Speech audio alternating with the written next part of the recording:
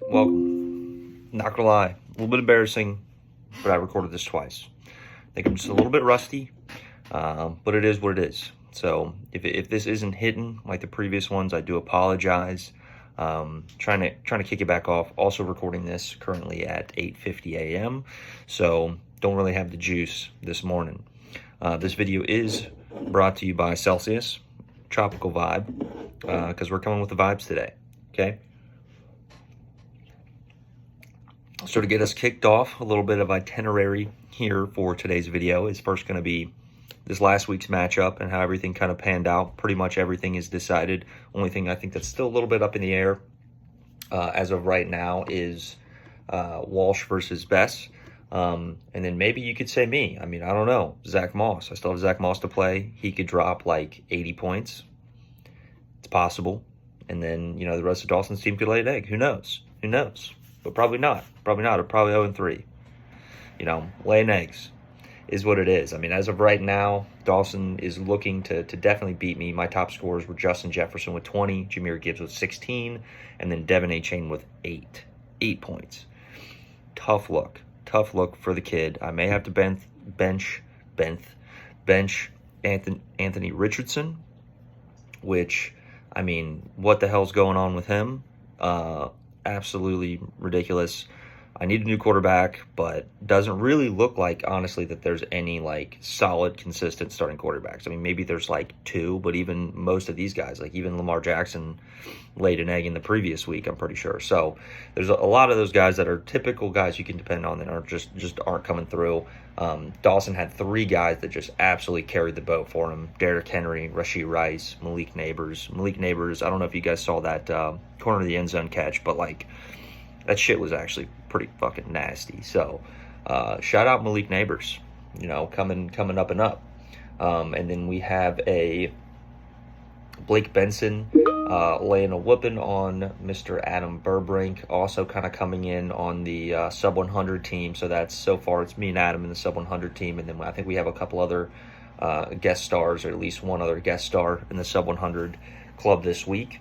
I mean, Juwan Jennings, or whatever the fuck his name is, the ugliest motherfucker I've ever seen in my life, but he dropped 46.5 fantasy points, absolutely carrying Blake Benson's team to a victory. Insane. But for the most part, it looks like you had some pretty decent performers, Adam. It looks like there's just a couple dudes that laid eggs. It's a part of it. And then it looks like Hunter, my man, who did not start Joe, or who started Joe Mixon when he's hurt this week. Super tough look, brother. Super tough look.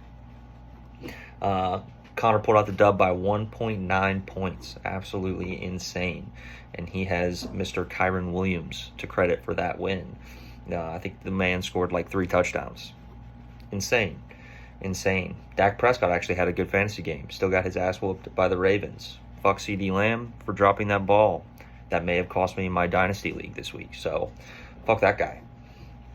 Next, we have Mr. Colin and Mr. Matt. Matt is the other guest star in the Sub 100 Club this week along with us, which is pretty tough. Just to go through some of the numbers, pretty similar to mine. His best scorer, Alvin Kamara, 15.7, then Jalen Hurts with 10, and then Carson Steele with 8.4. Absolutely stinky. It sucks. Same as me. So I can't really say anything. No judgment coming from me. Next, we have the only matchup that's a little bit undecided, which is Bess and Connor Walsh. It could be tight. Connor Walsh, I believe, has Joe Burrow and James Cook still to play. I think they need to get him a combined 25, 26 points, which is definitely possible. But both of these guys have already beat me. So, I mean, I will say Bess pulled off the win of his absolute life.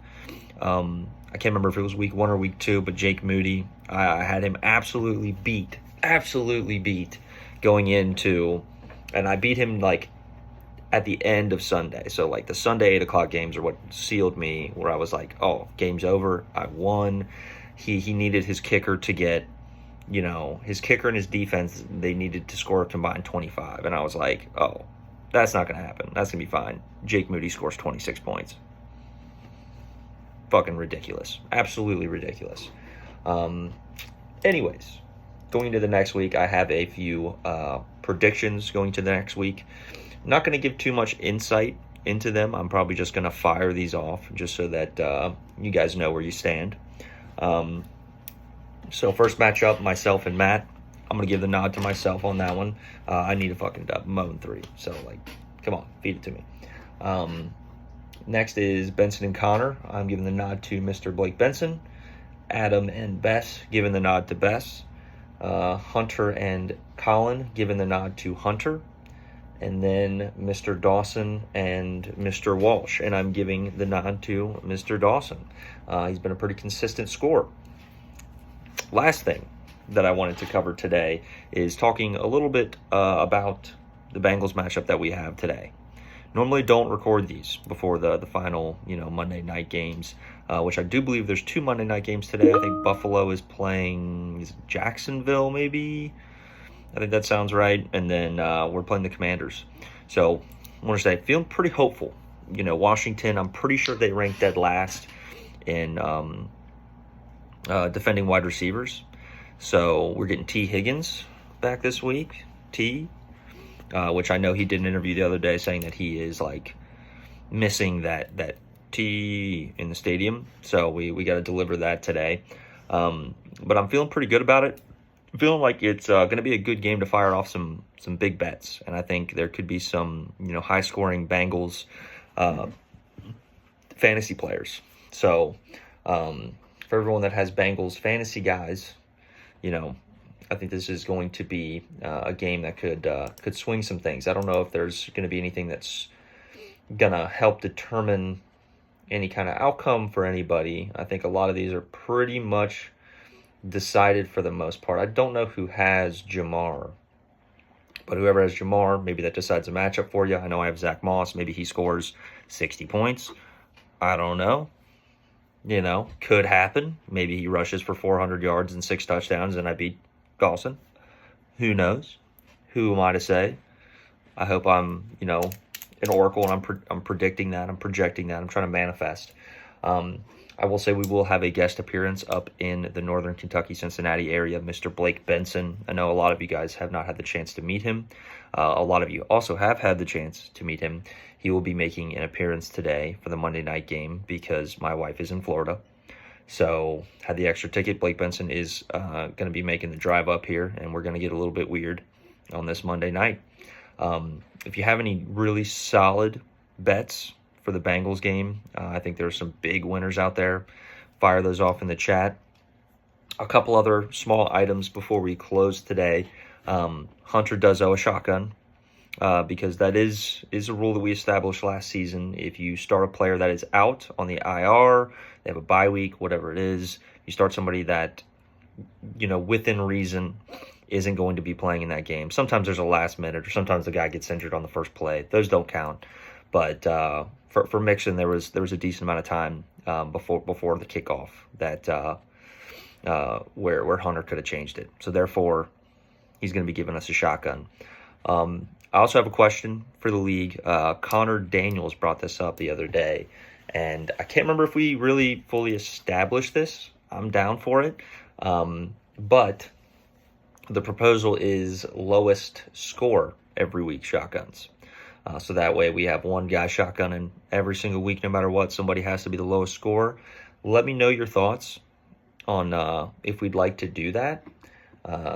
This week it would be, looks like Mr. Matthew Reynolds with a score of 55. We're hoping that's the lowest score that we see all season. But coming from a team that's 2-0, I didn't acknowledge that. That's pretty crazy. Coming from a team that's 2-0 to have the absolute lowest score is pretty insane. Anyways, didn't come with the crazy energy. Didn't come with anything too crazy today, but wanted to get these things kind of kicked back off. So apologize for the delays, boys, but good luck to everybody, and who fucking day, baby.